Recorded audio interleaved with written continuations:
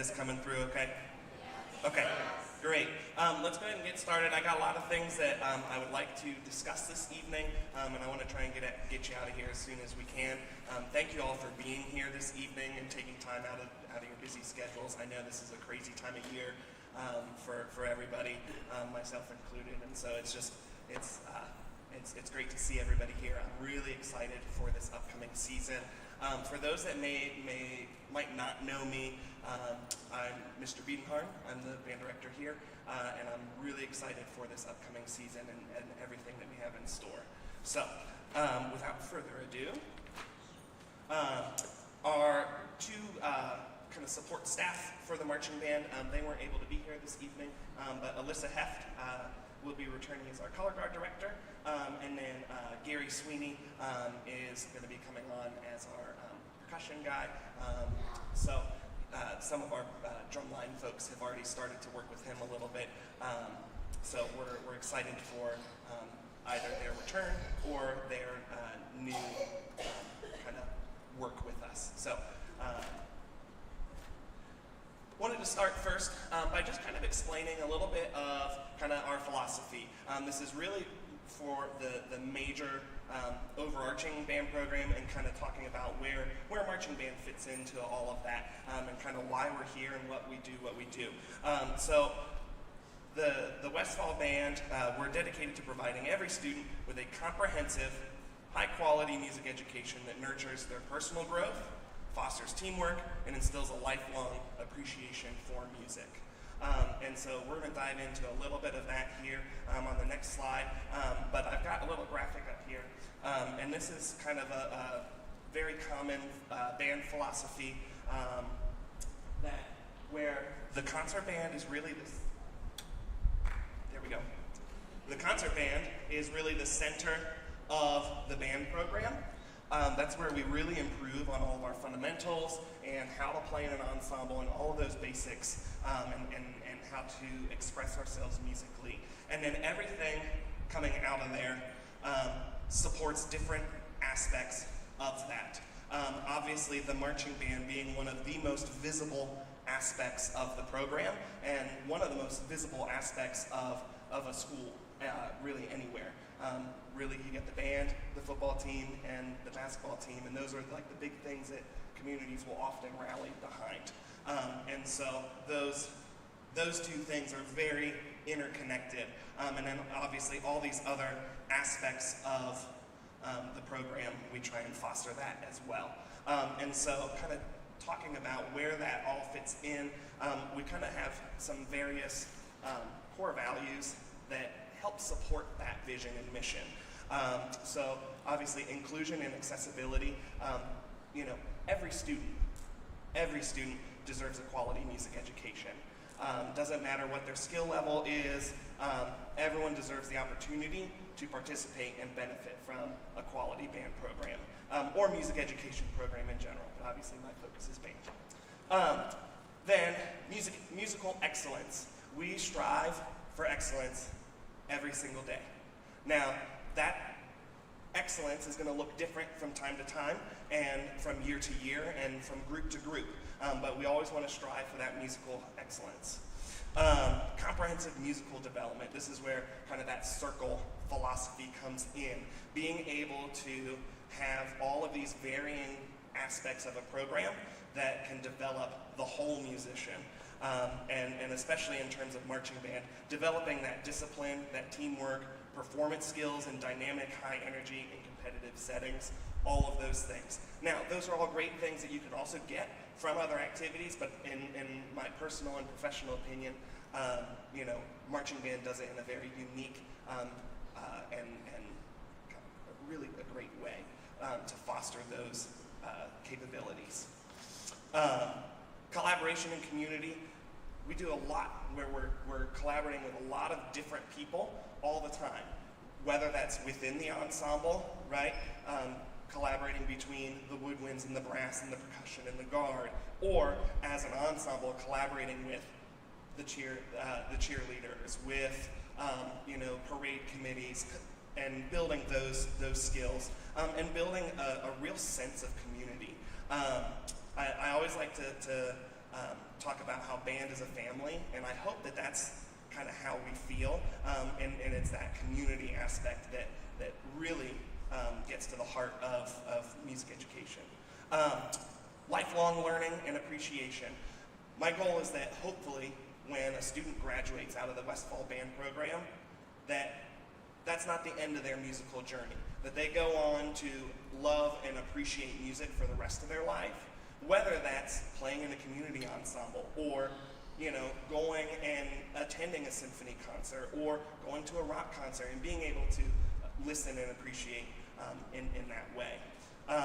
And then always having that commitment to growth. So we're always trying to find new ways to move that needle forward. So hopefully as we go through this, we can kind of see that it's always towards that commitment to growth. So some of us who are maybe returning are maybe still wondering, or those who are going to be new to this activity, to the marching band is, man, why do we compete? Okay, we have a competitive marching band, which means we not only play at our football games and in various parades, but we go to band competitions. And there's a lot of pros and cons to competing, but it's obviously my predecessors' opinions and views, and also mine, that the positives far outweigh the negatives. It's a great motivator to excel. As I mentioned earlier, we're always working to achieve that musical excellence, and having that competition, having somebody that we can kind of compare ourselves to, just gives us that extra motivation to really push ourselves to that level of excellence. It's also really important, and this is for me, it's even more important than the rating, is the feedback that we get from those adjudicators. So, and I'll talk a little bit more about the scoring and how all of that works on the backside, or the back end of the competition rather, but it's really crucial that we get that feedback, and we can take that and grow. And so if anyone is interested, I've tracked all of our scores from the last 2 years and have graphics for that. I should have put those in here, but I didn't think about it. But seeing that growth throughout the season is the most important thing for me. So, and the OMEA, Ohio Music Education Association, it's a peer review organization. And so all of the score sheets have gone through countless discussions and being voted on and improved upon to make sure that the adjudicators are really evaluating these performances in a way that is fair and meets kind of that musical excellence at the state level as well. So when we go to competitions, we are scored in 5 major captions. Music, which has 2 adjudicators, general effect, which has 2 adjudicators, and visual. And those 3 categories make up the composite score that give us our rating. And then we also have the percussion caption and auxiliary or color guard caption. And those go for, because percussion and auxiliary can earn their own awards, that's why they're in their separate category. So the things that are being looked at there are also scored within those other 3 main categories of music, general effect, and visual, but they get kind of their own special category there. And the rating system is a numerical system of superior as 1, excellent, good, fair, and poor. And so we always want to try and strive for that superior performance, but sometimes we'll get a 2 or even a 3, and it's like, you get really down on yourself. Those are still excellent and good performances. So, and that's one of those things that we want to try to kind of ask ourselves before we know what we got, is decide for ourselves, was that a good performance for us? Because these adjudicators are also just getting literally a 6 or 7 minute snapshot of our band. So that's kind of putting that in perspective. I kind of took the rubrics and broke them down here. A lot of it's the same, but the music category, they're listening for quality of sound, ensemble execution, musical artistry, and then GE, visual, percussion, and auxiliary, follow the same kind of language and things, is the repertoire. So what is it that we're doing, and then how well did we perform it? So there's a lot of information there, but it's all kind of the same thing. What was it, and how effective was the thing that we were trying to do, and how well did we execute it, is basically what these judges are watching for. And then there's some timings and penalties. There's a lot of nuance there, but basically 6-minute minimum halftime show time to qualify for states, and 11-minute maximum time before they start docking points, because you got to get off the field for the next band to come in. So this year's competition show is called Bases Loaded. It's by composer Gary P. Gilroy, and it's all about baseball. So I'm really looking forward to discovering all the different ways that we can bring that energy and that environment to the field and off the field as we go throughout the season. Finding cool new traditions or fun ways to make that kind of all tie together cohesively. So when we have our competition days, we'll kind of break this down. We started doing this at a couple of competitions last year, and the students seem to really like it. I know I like it. It kind of helps us get into that focus of, before we load trailers and go somewhere, having a rehearsal where we're in kind of our uniform pants and our shoes, which we aren't normally in for our regular after-school rehearsals, and it just starts to get you in that mindset of competing and remind you of all those things, so that way you're focused as we load trailers and we get to whatever competition we're going to. We arrive, we unload, and then our warm-up time is 30 minutes. We have a 15-minute performance block. Then we'll load the trailers. Then we typically eat together. I'll talk more on that later. And then we watch other bands perform. And what's great about this too is we're considered Class C, and that goes, our classification goes based on school size, as opposed to band size. There's a lot of discussion, a pretty heated discussion at our state conference this year about changing that, but as of right now, they're sticking with going by school size. So we're Class C, which is the smaller classification, and so those go earlier in the day, typically, and they'll go up Class B, Class A, Class AA. And so what I really like about being able to get the chance to watch these other bands is we start to see these bigger bands that are typically getting those 1s and 2s on a very consistent basis, and we start to see kind of what are we trying to get to, right? Now, we can't always compare ourselves to the big, Hilliards and, who else am I thinking of? Dublin, Grove City, oh my gosh, yeah. Nobody can compare themselves to Grove City. Reynoldsburg, yeah, but it's always good to kind of see what these really high-performing groups are doing, and how can we take what they're doing and try and kind of model it and make it fit for our ensemble. So,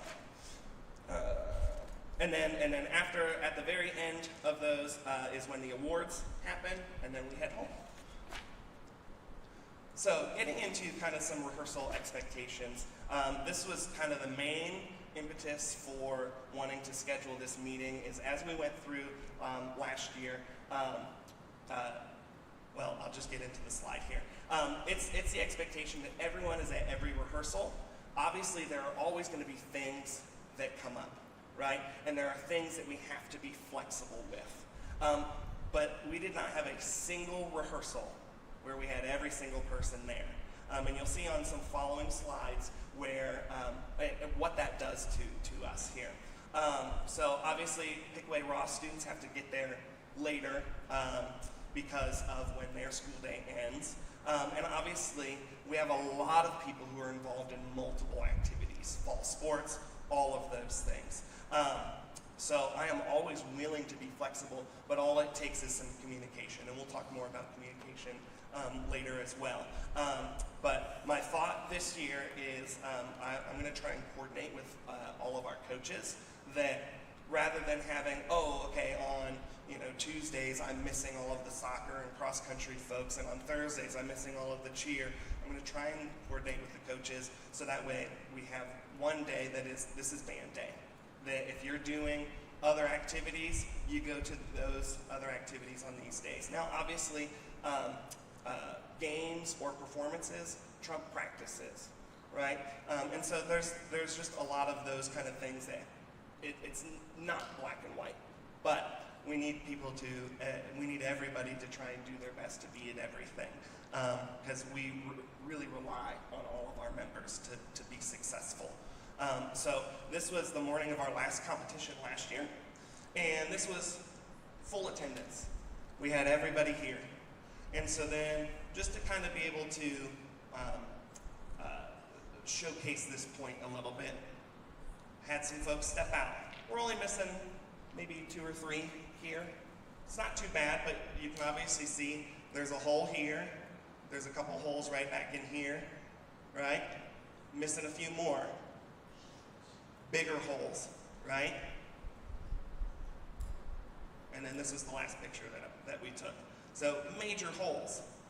And when we're going through rehearsals, we are trying to make sure that the picture is complete, that spacing is even between all of these people. And when all of a sudden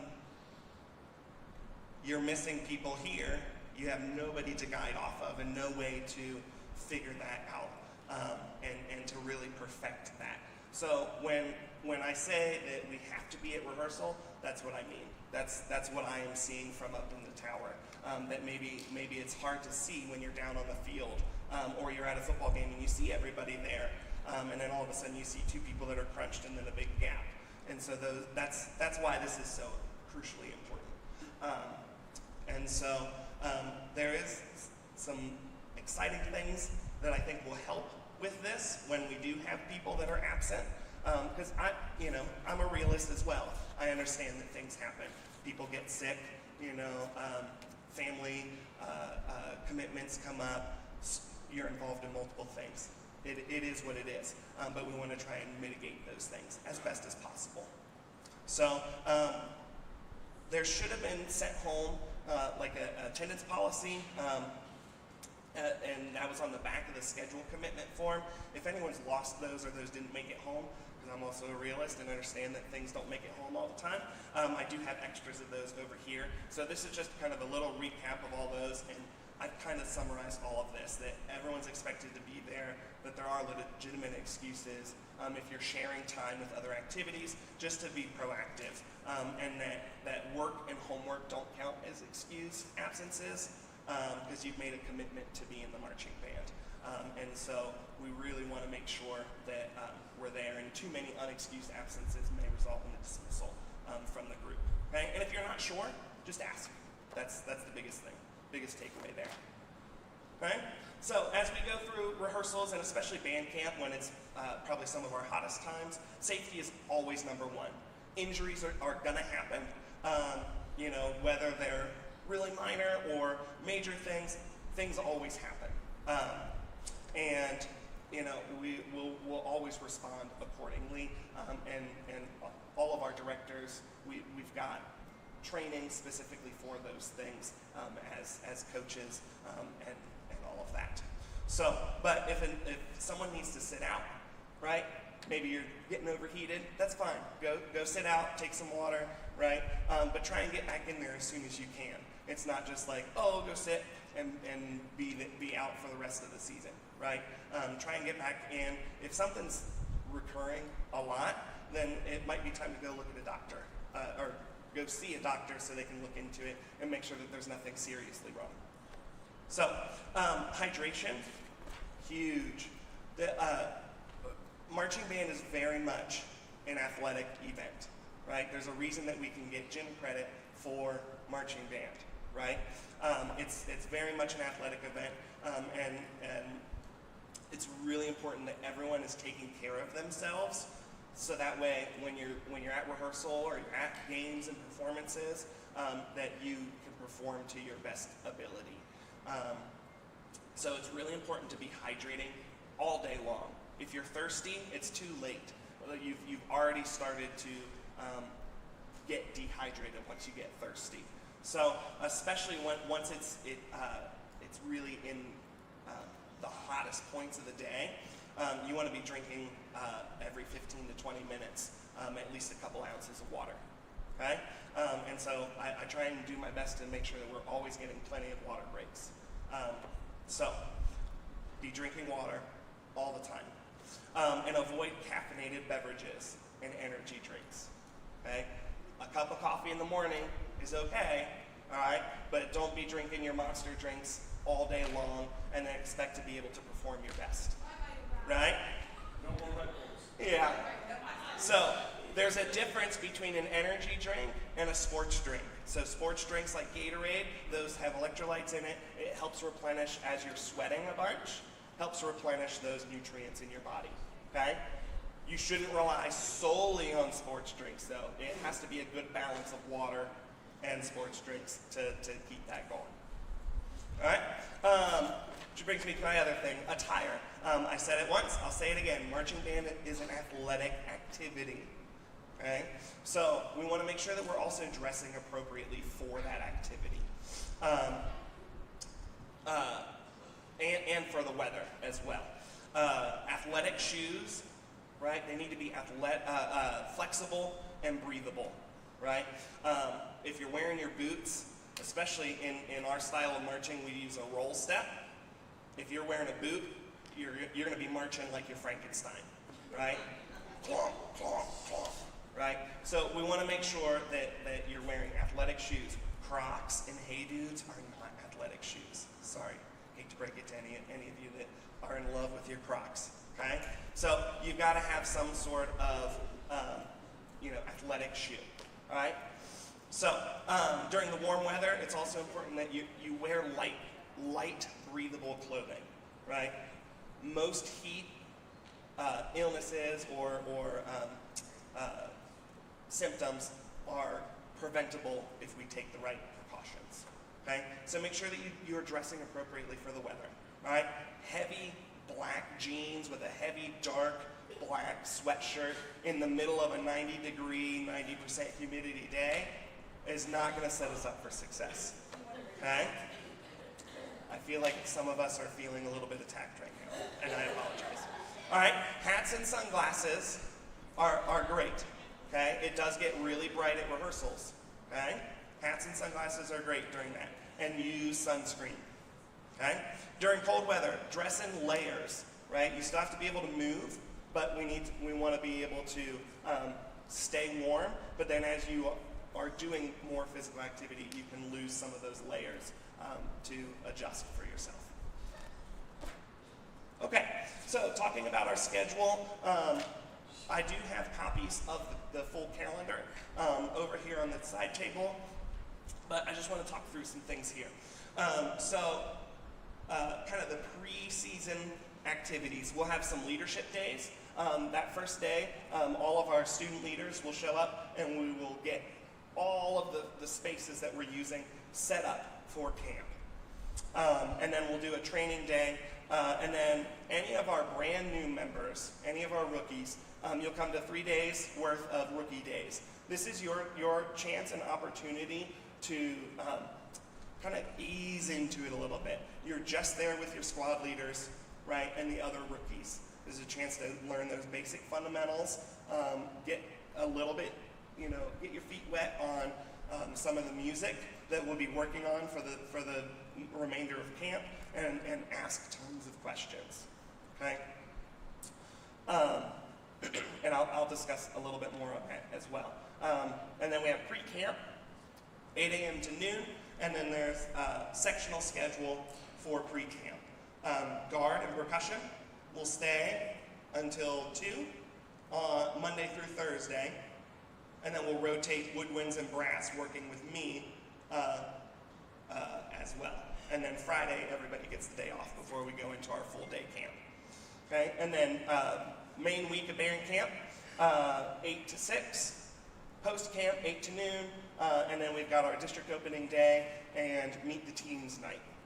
Okay, so getting in a little bit, I already started to touch on this. All right, but leadership days, they'll help set up, and then do some leadership training on how to teach and all of that. And then 3 days for rookies to get used to things. So, pre-camp, we're introducing any of our new music, introducing our warm-ups, starting to introduce how to learn drill, and that's gonna be a little bit different this year. Yeah, do you have a question? I'm gonna get there. Yeah. Okay, I'm gonna get there. All right. So we'll do some team building activities, teaching basic marching fundamentals that we'll continue to build on, and we're starting to condition our bodies for doing this activity for longer periods of time. Okay. One of my major goals of every pre-camp is to learn the pre-game sequence. So how do we get on to play the fight song, the national anthem, and the alma mater before the football games? And learning, usually it's 4 to 5 charts of the halftime show if it's ready. So, band camp week 2, or in other words, a full day camp. This is where the bulk of our work happens, right? We're trying to learn as much of our music for the halftime show, for the stand tunes, for our warm-ups, for our pregame, all of that, as much of that as well as we can. Major work on marching fundamentals, and continuing to work on that as much of the halftime show as possible. And then we bring in sectional staff that these are experts on each of the instruments to work with them, with everybody for 2 hours in the afternoon. So we get out of the heat, after lunch, 2 hours with somebody that really knows your instrument. So, because as much as I went to school to learn how to teach all of the different instruments, my main instrument is tuba. So I've been playing tuba for 20 years, right? The students will tell you that flute, I am a horrible flutist, right? So I always want to bring in people that know what they're doing and can really talk to the nuance of those different instruments, right? So that's a really crucial part of having this camp. And then we build camaraderie and also conditioning for the physical nature of the activity. So when we get to late October and we're really pushing at the final big loud climactic moment of the show, that we've got enough gas in the tank to be able to get there. So that's another huge part of camp. And we vary all of that up with lots of breaks, going inside during the hottest points of the day, going back outside and doing all of that. So, and then post-camp, we just try and keep that momentum going, right? This is that week right before school's about to start. We're going to try and learn as much of the show as we can, because once school starts, that momentum slows down tremendously. Because now all of a sudden, instead of just being able to focus on band and maybe a summer job, right, then you're having to do all of your schoolwork, band, you're tired because now you're waking up and having to be here from 7:30 to 2:30 and all of that.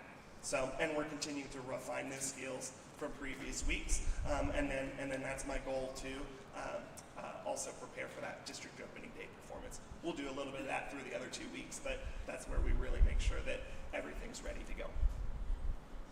So we're going to do a new rehearsal schedule for after-school rehearsals this year. In past years, we did Tuesday, Wednesday, Thursday until 4:30. And so to try to help alleviate some of the schedule conflicts, we're going to go to Tuesday, Thursday, but we're going to go to 5. So we basically took that Wednesday rehearsal and split that time over 2 days. I know I always felt like, oh man, we'd start getting on a roll, working on something, and then we'd have to end rehearsal.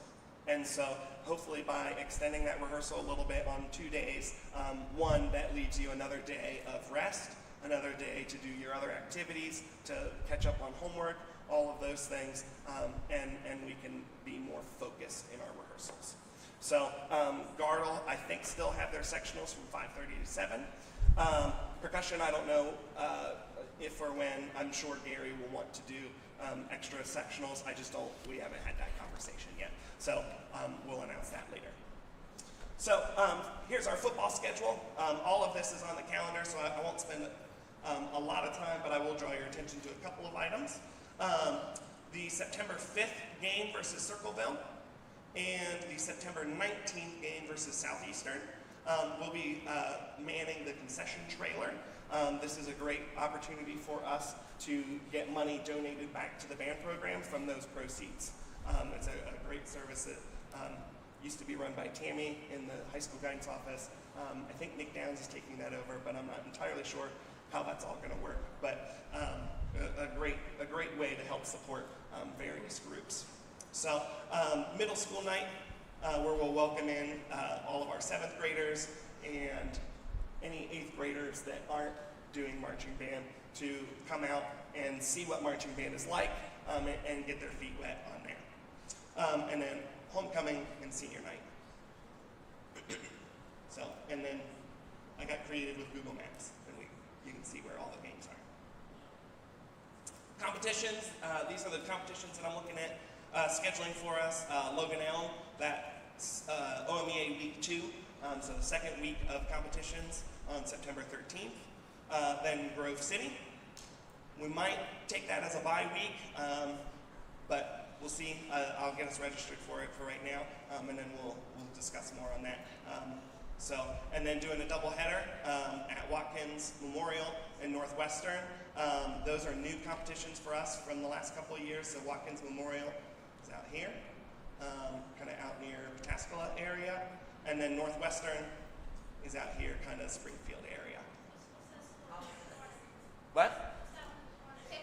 This one is Piqua. Because it's out there in the kind of the Dayton area.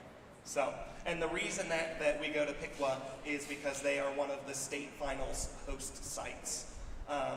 So, unfortunately, I really like the Hilliard invite, but it's scheduled at the same time as Logan Elm, and it doesn't make sense to not go to Logan Elm when they're right here in our backyard, even though I love the Hilliard invite, and Hilliard is also a state final site. So, question. Yes? What's the distance between Watkins and Northwestern? How far apart are they? Ooh, I don't know, but I will look that up. About 2 hours. Yeah. Now, you mentioned that we're Class C, and Class C usually plays first. Mm-hmm. So how is that going to work with trying to get everybody on one day? So I will communicate with Watkins to hopefully get us early in the lineup, and I will communicate with Northwestern to get us later in the Class C blocking. So that way we have as much time to get there as possible. I can't remember the exact start times of those, but that's just how I have to do it. So, yeah, and then Piqua and Lancaster. So there was a little bit of confusion with this last year, where people were like, oh, do we need to block off both of these weekends? So the way that state finals works is you qualify for OMEA state final marching band finals by achieving a superior rating at a local event. And so then you get on and you would attend one of these dates. So, and typically Hilliard fills up really fast for all of our, like, the Central Ohio and the Southern Ohio folks. And then Medina will fill up fast for all of the Northern Ohio folks. And so then Piqua is kind of, they have one on both weekends. And so they are typically the ones that fill up last. So depending on if and when we can maybe qualify for finals, obviously I would try to pick Hilliard. But if we don't make it in time for that, then November 2nd at Piqua would be the date for that. Okay? So, but obviously that all relies on us qualifying and what spots are available. So, that's kind of where we're at there. And then just some of our other performances, just so you can kind of see where they're at. Obviously, we're doing the Battle of the Bands again. Pumpkin show parades. We'll do our Marching Band Awards banquet on the 6th, and that'll be here. Mount Sterling Christmas Parade and the Memorial Day parades again. So we're not doing both pumpkin show parades this year, just the one? I don't know. I go back and forth. For sure, we will do the Thursday night parade. So I don't know if it makes sense to do both. I know in the past, Wednesday night has been for middle school, and then Thursday night was high school. But because we allow 8th graders now to march with the main marching band, you know, it splits that personnel quite a bit. So it doesn't make sense to do just middle school on Wednesday night and then to do high school on Thursday, because then those 8th graders would have to do both. But so last year, the way we did that was just everybody just did both, and I think it worked okay. But it is a lot, especially on our fall break time. So yes, Is the Northwestern Swamp in Springfield? yes, They're a little over an hour. okay, Hour and 60 minutes. yeah, They can nap. it's perfect. It all depends on how fast. Yeah. Yeah, you got another one? Yes. Okay. All right. So, getting into some of our volunteer needs. The Westfall Boosters, I don't know how much information has gotten out there. We requested some money from them, and with that money that was donated, about $7,500, along with several anonymous donations from community members, we have purchased and are awaiting, some of the stuff is here, a new drum line. So I'm hoping that it'll all be here as early in the season as possible, but production time on some of that puts us out kind of mid-season on those estimates. But it's really important that we support these organizations, and I meant to put a slide in here, I forgot, for the Education Foundation as well. But these two organizations do a lot of fundraising to help support the programming here at Westfall. And I think it's really crucially important that we support these organizations in their efforts, because we are limited in how many fundraisers we are allowed to do as an organization. And so being able to rely on all of these sources of income is really crucially important. And great things to do is to go join the boosters and work those concessions at the games that, you know, at the basketball games or the wrestling meets or the volleyball games, where, you know, that allows those other booster members to go watch their kids instead of being in the concession stand, and vice versa, right? Or maybe that's what you want to do is work the concession stand at the football games, where you know, you're there anyways to support your student, but then you can be there and also be supporting that. So you know, that's those two groups are going to be vitally important to supporting the band program, and hopefully if we can start to give back our manpower to those groups, then they will continue to support us in the way that we hope and want and need. So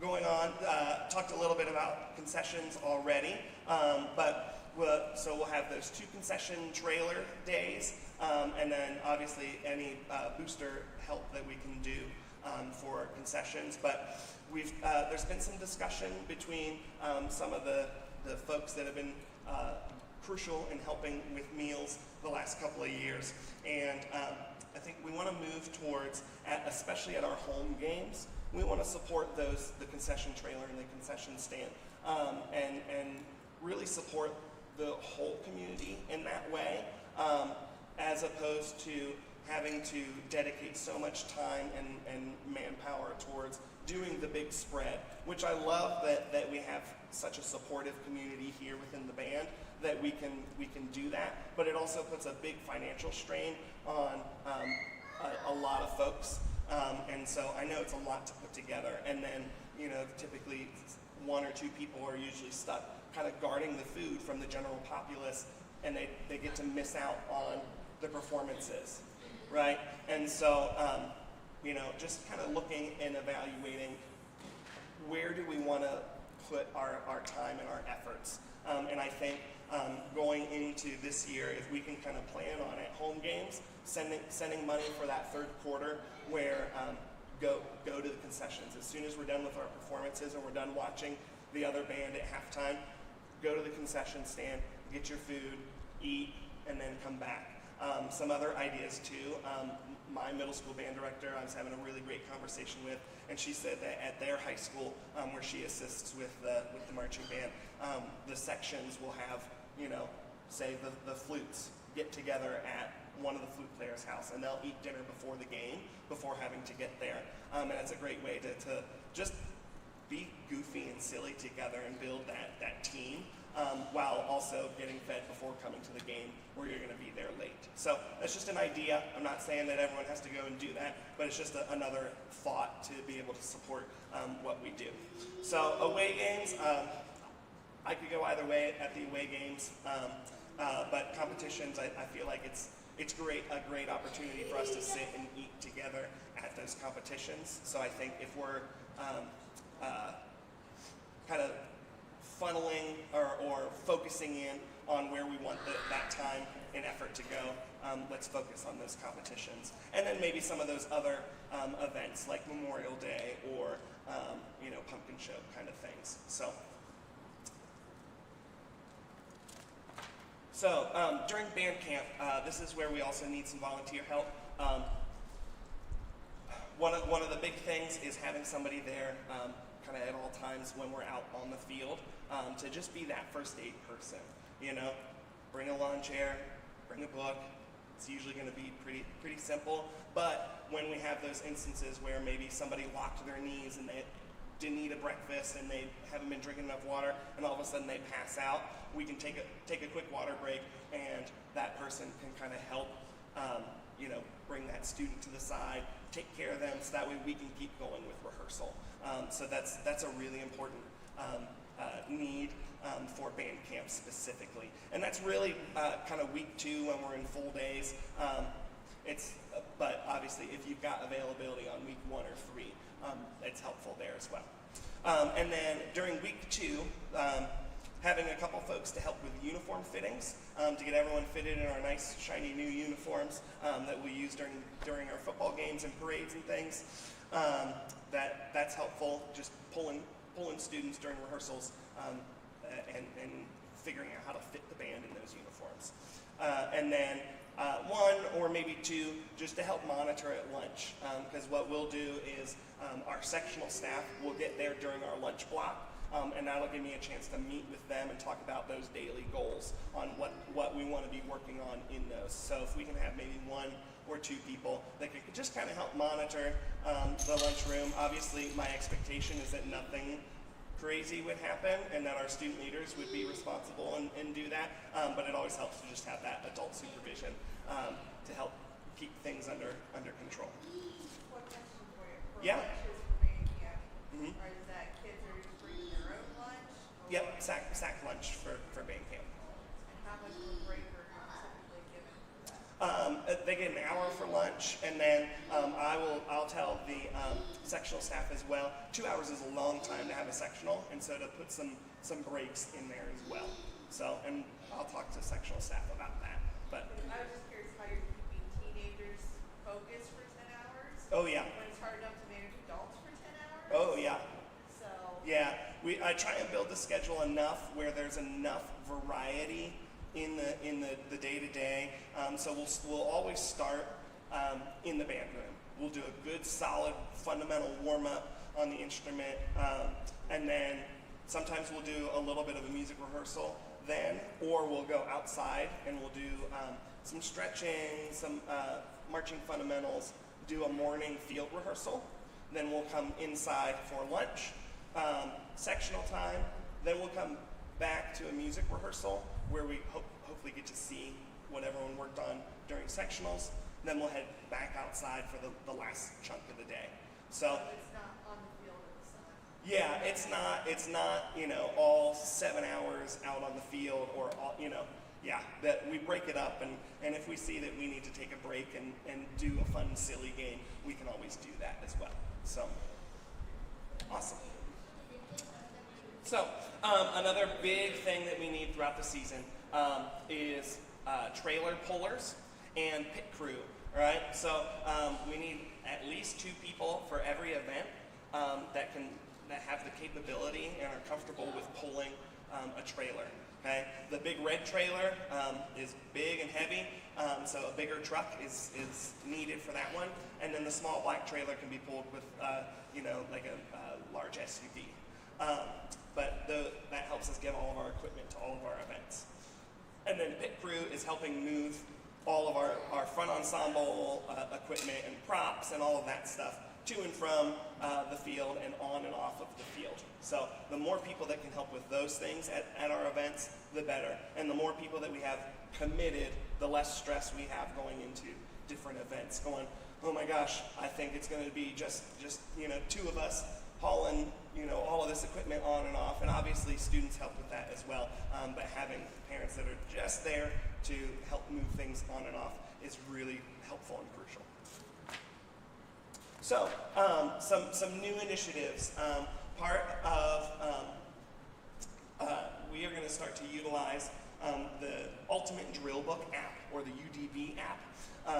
I've been thinking about this for a while. There's a lot of really great features that are going to help with our efficiency at rehearsal. And so instead of having to print out big packets of our marching drill, it'll be all here on an app, and there's a lot of great features with it. So let me kind of run down through some of that. I'll be able to upload our Google Calendar to it, so then all of our events can do a geo-fenced live attendance. And so you get to rehearsal, you check in on your UDB app, and then on your actual drill, it'll show, I don't know if you can see that, like we'll have the colored dots. So-and-so's not here, their dot will still be there, but it'll be a different color, so you can tell, someone's supposed to be there, but they aren't here at rehearsal today. I'll be able to, everyone will be, but especially I'll be able to see and click, and it'll have everybody's information on that dot. So instead of me going, who's F6? Mariah, can you move over a little bit? Sorry, using you as an example, right? Okay, right? What's that? So it is, I was just listening to a band director podcast, and the creator of the UDB app said, I guess Pieware doesn't really partner with people, but they are partnered with the UDB app. And so it is really, really easy for our drill writer to hit export to UDB app, and within 10 seconds, if he needs to go and let's say we're working on a chart and it's just really not working, and I go, hey Andy, can we adjust this? He can adjust it, export it to UDB app, and within 10 seconds, now everybody's apps are updated. And so now we're not going, did everyone get the new copy of drill?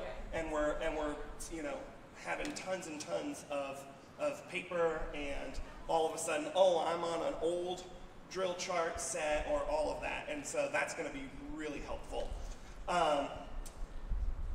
It also integrates really well with the phone, so you can have everyone will have their individual dot book right on a widget on the home screen. So you don't even have to have the full thing up, and you can see, I'm supposed to be 2 steps inside and 3 steps back, and it's right there on the front. It'll show you your halfway points, your adjusted step size. So it's taken something that typically with paper charts has been a later part of the cleaning process and put it right when you're learning.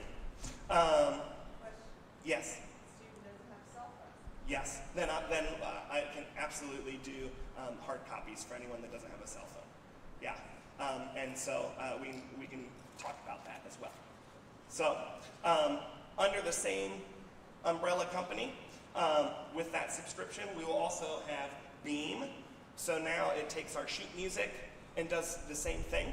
It'll all be categorized digitally. And so we can separate everything into collections.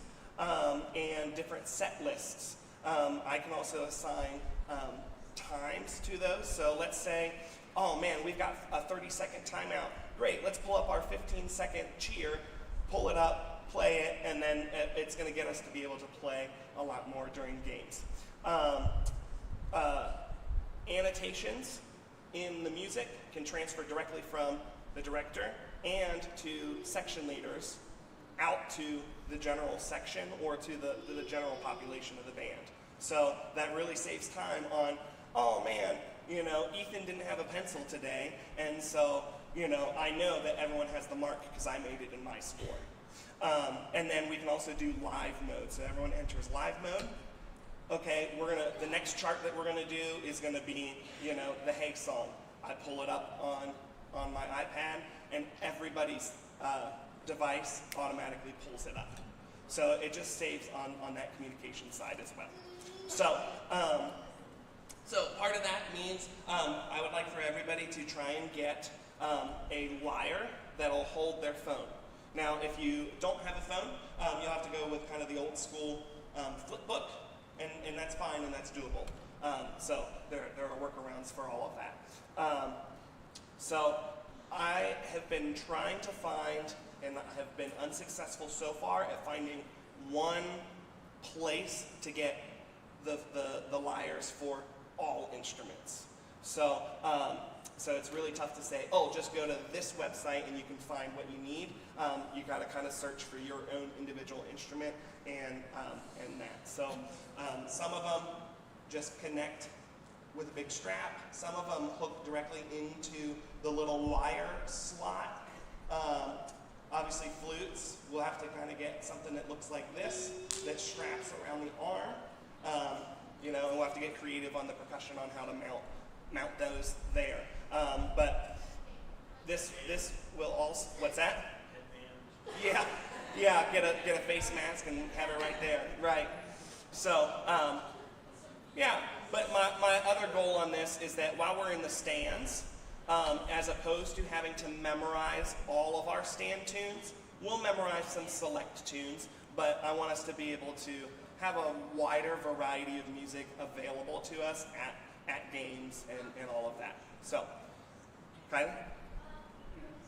This is like kind of random, but since we're going to be outside and our brightness is going to be up really high, when your brightness is up high and you're like opening multiple apps, your heads pretty quickly, like keep on power savings on.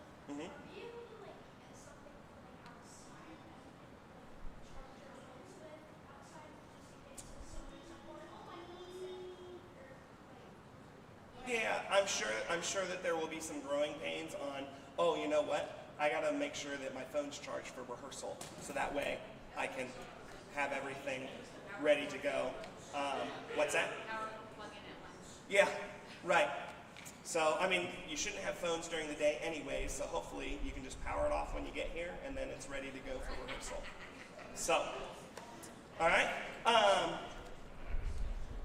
So, some other logistics.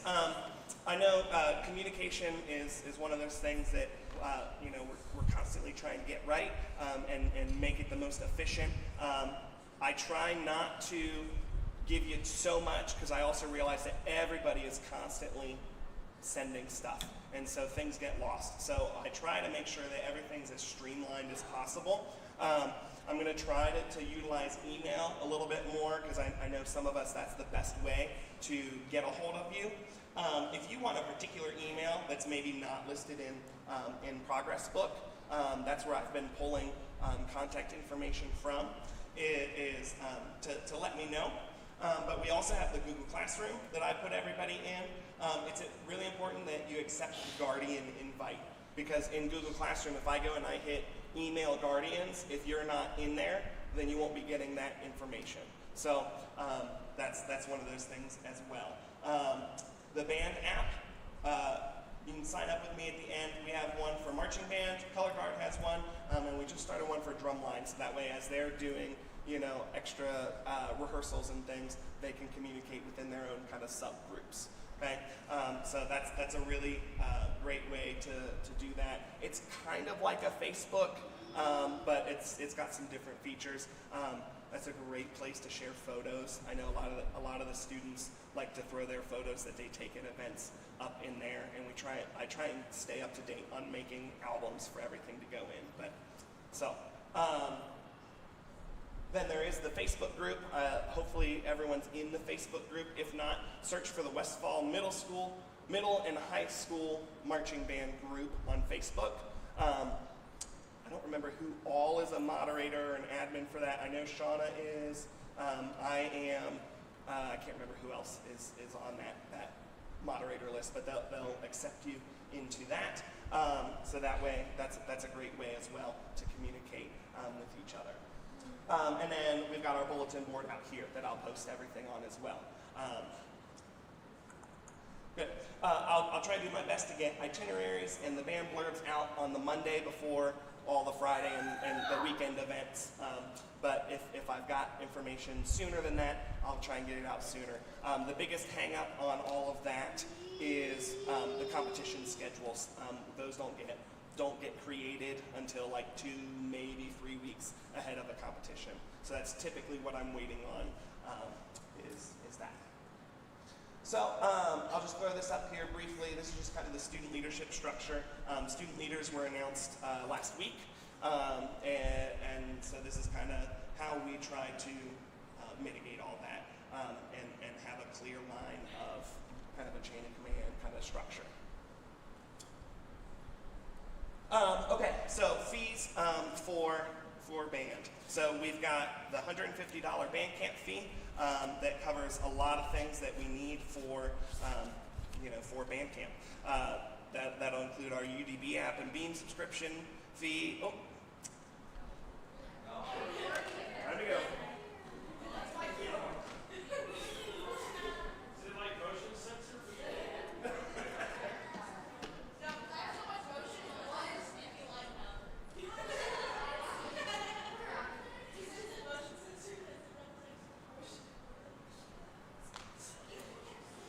That's a safety feature in our new light board that it times out. If there's no activity on it, it'll time out and close things out at a certain time of the day. So it always just happens to be right here. So that helps pay for our sectional staff. We're going to try and do a competition uniform this year to go with the theme of our show. So Saturdays for competitions, we'll have, I'm hoping to do some custom like baseball style uniforms to really emphasize the theme of the show. And then I'm hoping that we will all have our show shirts, which we need to design here pretty soon. So if anyone has ideas on a design for the show shirt, go ahead and get those to me, and we'll vote on those at some point soon. And so then hopefully when we are done at competitions and we kind of change out of uniforms, we can all be wearing our show shirt and be uniform there at the competitions. So, and then other supplies as needed. Then there's the $50 pay-to-play fee. That goes to that doesn't go in the band account. That goes elsewhere. That helps pay for busing and whatever else pay-to-plays go to. And then obviously any of your uniform parts or other supplies.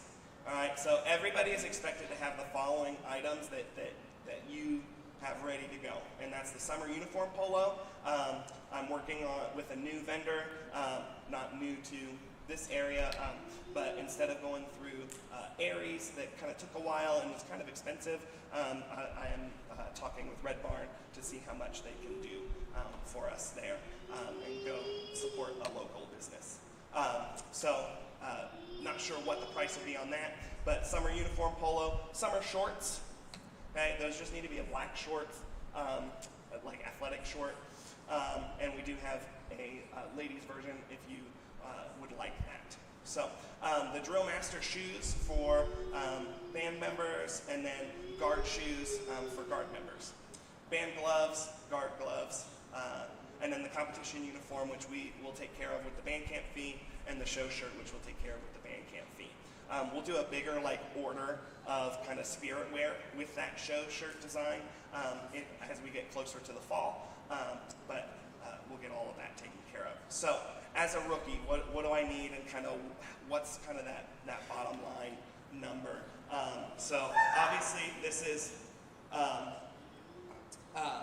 kind of estimates on some of this, like especially the polo. I'm anticipating around 30, and the shorts are around 20, but I really don't have a solid number, so don't necessarily quote me on that. But it'll hopefully be around that number.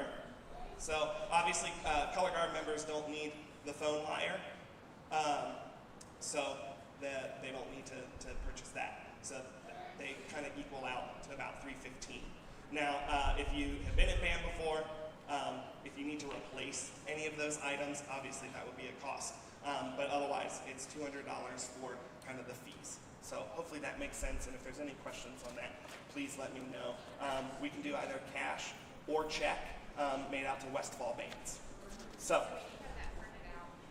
I can print that out, or I can throw this up at the end if you want to snap a picture of all of that. So, all right. So moving right along, I know we're right around the hour mark, but we're almost done here. So some required forms, there should have been sent home, and I already kind of talked about it, the attendance policy form and the schedule commitment form. Those are due next Friday. We'll do those on paper. If those didn't make it home, I have copies over here. Part of that schedule commitment form is if you participate in a fall sport. There's a fall sports participation form as well that I would like your coach to sign. So they are acknowledging that we are sharing time together. And then any of our incoming 8th graders should also fill out the 8th grade commitment form, saying that yes, I recognize that this is a privilege and it's an option. I'm not required to be here, and that if we find that kind of the maturity level isn't there, that we can have that discussion. And so I don't foresee any issues there, but we always want to cover it that way. Yeah, Zoe.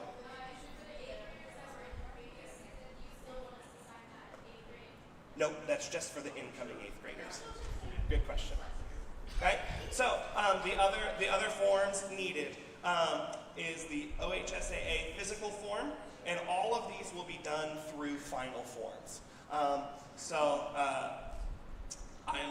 be working with Nick Downs to get some of the ones that are more custom to band, but some of them are already district forms that are already being signed, but it's all in there. So the physical form, the travel permission form, I think there's a general one for field trips, but I'll probably do one that's specific, just saying that you're okay to ride the bus and all of that to all of our events, because we do a lot of travel. And then a media release. I'm trying to kind of market the band program more and work with some of our students as public relations officers to kind of market ourselves and get us out there. And so we want to make sure that if anybody doesn't want to be featured on any of our social media accounts, that we don't do that if you don't want to. So, and then anybody using a school-owned instrument, I have a school-owned instrument agreement. That'll be a paper copy that once it's filled out, I can upload to your file on final form, so it's there. And that just outlines, here are the things that I will cover if I break something. Here are the things that the school will cover if it breaks, and all of those kind of things. All right. So before we do some questions, if anyone needs to sign up for the band app, or you want to pay your fees now, you can come see me and do that. If you know that you need any summer uniform items, because Memorial Day is right around the corner, and we'll need our summer uniforms for that. Go ahead and come up and tell me, and I'll track all of that down.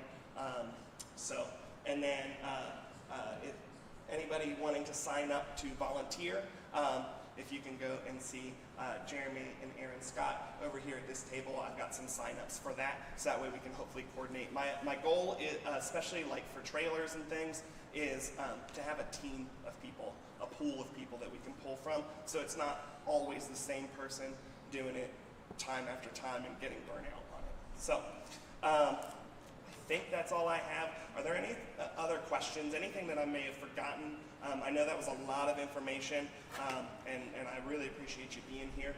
But if there's any questions, I can take this.